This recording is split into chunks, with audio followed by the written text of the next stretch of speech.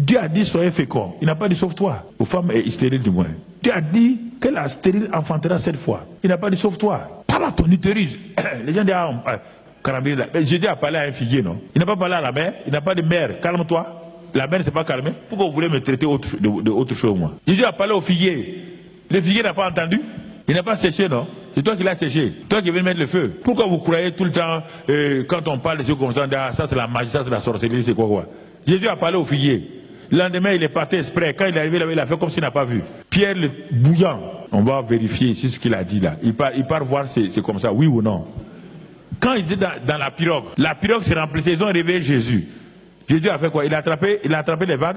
Il a parlé au vent et à la tempête. Il dit calmez-vous. Ils ne sont pas calmés. Il n'a pas parlé aux démons. Les démons ne se sont pas tués. Mais pourquoi vous ne croyez pas ou vous n'osez pas croire? Parce que les gens vont vous traiter de gens bizarres, des gens bizarres. Vous n'osez pas, vous avez honte des gens. Dieu dit que tu te rends honte de moi, je ne te guéris pas. Tu te rends honte de dire ce que moi j'ai dit là, je ne te guéris pas. Ah non, si j'ai dit ça, on va dire que je suis parmi ceux qui ont des mauvaises doctrines. On va dire, ce sont les bonnes doctrines là qui vous créent des problèmes. Ce que vous appelez bonnes doctrines là, ça qui vous crée des problèmes. Moi, je crois ce que Dieu a dit. Je lis un verset, Jérémie 1,12. Dieu veille sur sa parole pour l'exécuter. Je m'assois, Mamadou Karambiri. Bon, Saint-Esprit, on est là, hein. La Bible est là, moi je suis là, tu es en moi, Saint-Esprit, tu es là.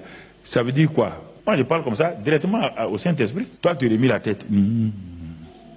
Non. Quand tu lis la Bible, tu dois parler en même temps. Toi tu arrives à Jérémie 1,12, tu lis Dieu veille sur sa parole pour l'exécuter. Non, ça ne marche pas. Quand tu t'es marié là, quand le maire a dit, voulez-vous prendre cette jeune fille comme femme, tu n'as pas fait comme ça. On t'a ouvert ta bouche là pour dire oui. Avec Dieu c'est comme ça aussi. Il faut ouvrir sa bouche pour dire oui. On dit celui qui croit dans son cœur, c'est pas suffisant. Il faut qu'il confesse pour être sauvé. Même pour être sauvé là. Faut pas dire Dieu dit je comprends pas ça. Ouvre ta bouche là. Dis. Ici là oubliez vos diplômes. Laissez vos diplômes. Quand vous rentrez dans un bâtiment d'église, oubliez vos diplômes. Il n'y a pas de professeur agrégé ici. Parce qu'il y a un professeur agrégé de droit. Mais si c'est agrégation, il va parler, je vais le mettre au certificat d'études. Et tout de suite. Non. Ici, ce n'est pas professeur agrégé. Hein. On n'est pas agrégé dans la Bible. Il n'y a pas d'agrégation dans la Bible, mon ami. Il y a révélation. Il y a révélation. Donc, Dieu qui ne ment pas. Quel Dieu? Quand il dit, il accomplit la chose. Quel Dieu? Le Dieu tout suffisant. Quel Dieu? Le Dieu qui n'a ni commencement ni fin. Je commence à avoir l'assurance. On parle de quel Dieu ici? Le Dieu qui dit à la mort de laisser la mort, c'est le Dieu là. Le Dieu qui donne la vie aux morts. Le Dieu qui appelle les choses qui n'existent pas comme tout. C'est ce Dieu là qui dit que lui, il veille sur sa parole pour l'exécuter. Tu veux être affranchi. Mais on dit pour être affranchi, il faut que tu connaisses la vérité. Pour connaître la vérité, il faut demeurer dans la parole. Et toi, tu ne demeures pas dans la parole. Tu n'as même pas lu la parole. Comment tu seras affranchi? Tu crois que les pasteurs ont un pouvoir magique là, et puis ils guérissent les gens, ça va? Même si tu es guéri comme ça, dans 3 mois, tu vas tomber malade. Parce que tu ne sais pas comment entretenir ta guérison. Ne ferme jamais la Bible. Quand tu fermes la Bible, tu dis à Dieu ne me parle pas. Est-ce que vous voyez, jeunes gens, votre problème? Avec vos iPhones au jour là, vous croyez que c'est ça? Si tu fermes, ça c'est la parole de Dieu. Le iPhone n'est pas la parole de Dieu, on appelle iPhone. Ou iPad, ou quoi? Ou bien téléphone là. Mais dans ça, il y a quoi? Il y a tout, il y a pornographie, il y a sorcellerie, il y a tout là-dedans, oui ou non? Alors, la Bible, tu amènes la Bible au niveau de tout n'importe quoi, au niveau de tes messages. Quand tu es assis avec ton téléphone dans l'église, quand ton ami, tu as mis ça sur vibrer ou quoi, je ne sais pas si tu as Bible ou quoi, on t'envoie un message, et au moment où toi tu écoutes un message, tu écoutes un autre message de quelqu'un. Donc tu mènes les messages de tes amis au même niveau que Dieu. Dieu dit, bon, ok, Saint-Esprit, laisse cette personne-là, elle n'est pas importante parce qu'elle est tellement distraite, elle est avec son téléphone. Au lieu de prendre la Bible qui est là, laissez vos téléphones à la maison, prenez vos Bibles qui sont là. Ça, c'est quel modernisme, ça? On te dit que toutes ces choses-là, ça donne le cancer, ça aveugle les yeux. Et tu as déjà vu la Bible aveugler les gens? Depuis que tu lis la Bible, tu as déjà vu la Bible aveugler quelqu'un? Il parle à vous tous, hein? Tous, sans exception. Vous voulez vous montrer au monde que vous avez des nouveaux téléphones. On dit c'est quoi? C'est S22. Les conjonctions de coordination sont en quelque sorte la résultante de ce qui précède. Tout ce qu'on a dit là, ce sont les et, les ou, les donc, les car. Il dit car. Car quoi? C'est lui qui a prêté attention. Celui qui a été attentif, qui a prêté ses oreilles, Il n'a pas éloigné. Tu regardes dans son cœur, on te dit, voilà le résultat. On te dit, car c'est la vie pour ceux qui les trouvent, la parole. C'est la santé, ou dans d'autres versions, le médicament pour tout leur corps. Tu sais pourquoi tu n'es pas guéri? C'est à cause de ça. C'est à cause de ça. Tu ne fais pas ça. Tout le monde t'a imposé les mêmes, mais ça ne marche pas. Ah, j'ai mal ici, j'ai mal là. Ma fille, tu ne vas pas chez le docteur et le docteur va commencer à te faire une injection. Vous parlez ensemble. Vous vous mettez d'accord. Quand il a diagnostiqué, il te prescrit une ordonnance et tu dois aller prendre l'ordonnance. Mais quiconque sort du cabinet du docteur froisse l'ordonnance. L'ordonnance a une puissance. Ordonnance, c'est une loi. Donc, ce que le docteur a écrit, c'est une loi. Si tu la rejettes, tu viens de jeter ainsi. Le docteur te donne une ordonnance. Elle a force de loi. Et quand tu rentres dans une pharmacie, le pharmacien doit te donner ses médicaments. Cette ordonnance-là s'impose à toi, s'impose aux pharmaciens, s'impose à tout. Dieu te dit ici que sa parole aussi est comme ça. Mais toi, tu devais être guéri selon tes propres pensées. Dieu dit non, c'est moi qui guéris les gens. Le docteur, si tu vas chez le docteur, tu dis, moi je crois que c'est ça, moi je dis, madame, prenez la porte. Si vous savez mieux que moi, il ne faudrait pas venir dans mon cabinet. Vous voulez savoir plus que Dieu. Votre problème c'est ça. Vous n'ouvrez pas pour voir. Il dit, c'est la vie.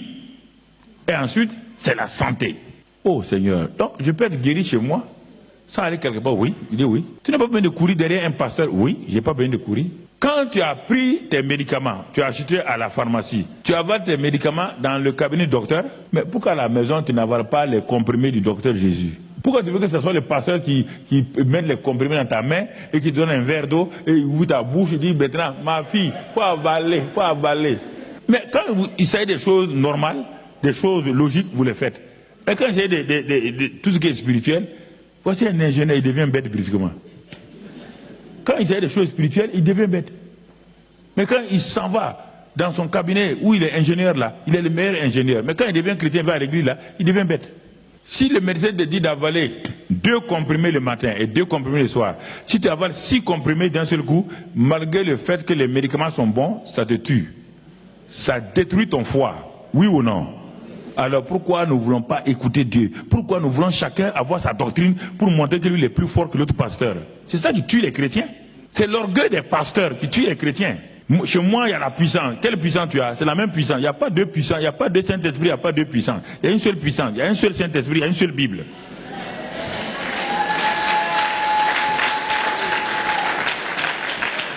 Frère, Dieu ne vous ferait pas de cadeaux, hein?